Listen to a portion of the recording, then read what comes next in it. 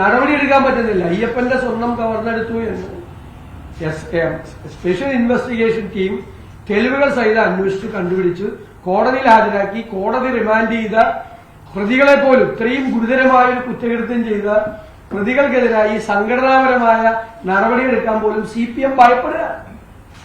അതിന് എടുക്കില്ല പറഞ്ഞു. ഇപ്പം എടുക്കില്ല, കാരണം അവരിനി പുതിയ നേതാക്കളുടെ പേരുകൾ വെളിപ്പെടുത്തുമോ എന്നുള്ള ഭയമാണ് CPM.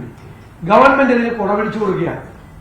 ഇപ്പോൾ തന്നെ SITയുടെ മീതെ അതിശക്തമായ സമ്മർദ്ദമുണ്ട്. തെരഞ്ഞെടുപ്പ് നടക്കുന്നുണ്ട്.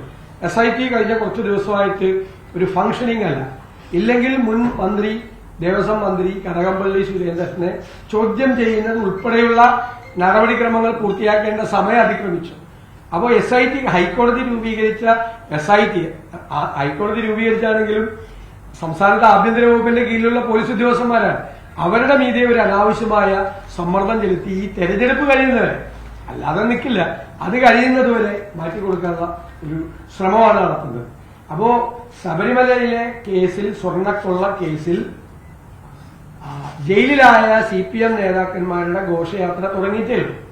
ഇനിയും ഒരുപാട് പ്രധാനപ്പെട്ട നേതാക്കൾ വരും. കഴിഞ്ഞ ദിവസം ജാമ്യം നിഷേധിച്ചുകൊണ്ട് ഹൈക്കോടതി തന്നെ പറഞ്ഞിട്ടുണ്ട്, വൻ തോക്ക് ഇതിന്റെ പുറകിൽ, ബിഗ് ഗൺസ് എന്നുള്ള വാക്കാണ്. ഉണ്ണികൃഷ്ണൻ പോറ്റിയുമായിട്ടുള്ള ബന്ധമുള്ള വൻ തോക്കുകൾ ഇനിയുണ്ട്. അവരും അന്വേഷണത്തിന്റെ പരിധിയിൽ വരണം എന്ന് ജാമ്യാപേക്ഷ തള്ളിക്കൊണ്ടുള്ള ഗവൺമെന്റിന്റെ ഒരു വലിയ സംഭവം. അത് വളരെ ഗൗരവമാണ്.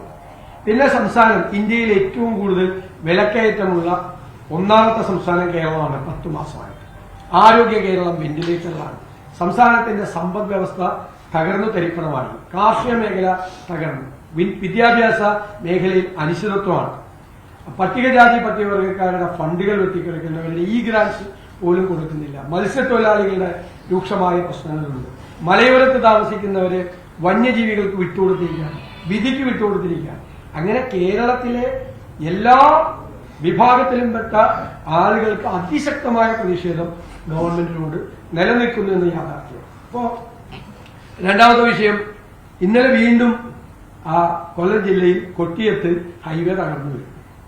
കഴിഞ്ഞ 2 ആഴ്ച മുമ്പാണ് ഒരാൾ വാഹനത്തിന് വീതിയിൽ നിന്ന് ഒരാൾ മരിച്ചത്. മലപ്പുറത്ത് ഇതുപോലെ ഉണ്ടായി. സംസ്ഥാനത്ത് വ്യാപകമായി ഹൈവേ നിർമ്മാണത്തിലിരിക്കുന്ന ഹൈവേ തകർന്നു വരിക. ഒരു കംപ്ലൈന്റും സംസ്ഥാന ഗവൺമെന്റിനില്ല.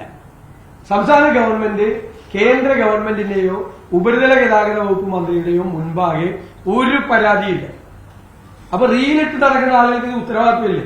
ഇതിന്റെ ക്രെഡിറ്റ് എടുക്കാൻ വേണ്ടിയിട്ട് ഓടി കഴിഞ്ഞ കുറെ നാളുകളായി നടക്കുന്ന ആളുകൾക്ക് ഈ വ്യാപകമായി തകർന്നു വീഴുന്ന ഈ പാലങ്ങളുടെ കാര്യത്തിൽ ഒരു ഉത്തരവാദിത്തമില്ല. മനുഷ്യന്റെ ജീവനാണ്. ഇന്നലെ ആ കുഞ്ഞുങ്ങൾ, 36 കുഞ്ഞുങ്ങൾ, സത്യത്തിൽ നമ്മുടെ ശ്വാസം നിന്നുപോയി. ഇത് വാർത്ത കേട്ടപ്പോൾ സ്കൂൾ ബസ് അതിന്റെ ഇടയിലാണ്. 36 കുഞ്ഞുങ്ങളുടെ ജീവൻ ദൈവത്തിന്റെ കൃപ കൊണ്ട് രക്ഷപ്പെട്ടാണ് ഇന്നലെ. അപ്പൊ അതിലൂടെ നമ്മളെല്ലാവരും സഞ്ചരിക്കുന്നവരാണ്. ഇതിലൂടെ എല്ലാവരുടെയും ജീവൻ അപകടത്തിലാണ്. യാതൊരുവിധ സേഫ്റ്റി പ്രൊസീജിയറും ഇല്ലാതെ അഴിമതിയുടെ നിർമ്മിതിയാണ് ഈ ഹൈവേയുടെ നിർമ്മാണത്തിൽ നടന്നുകൊണ്ടിരിക്കുന്നത്. അത് സംസ്ഥാന ഗവൺമെന്റിനും കേന്ദ്ര ഗവൺമെന്റിനും അക്കാര്യത്തിൽ ഒരുപോലെ പങ്കുണ്ട്. തകർന്നു വീഴാത്ത പാലാരിവട്ടം പാലം പഞ്ചവടി പാലമാണെന്നും പറഞ്ഞ് ഇല്ലാത്ത വിജിലൻസ് കേസ് ഉണ്ടാക്കിയ ആളുകളാണ് ഇവർ.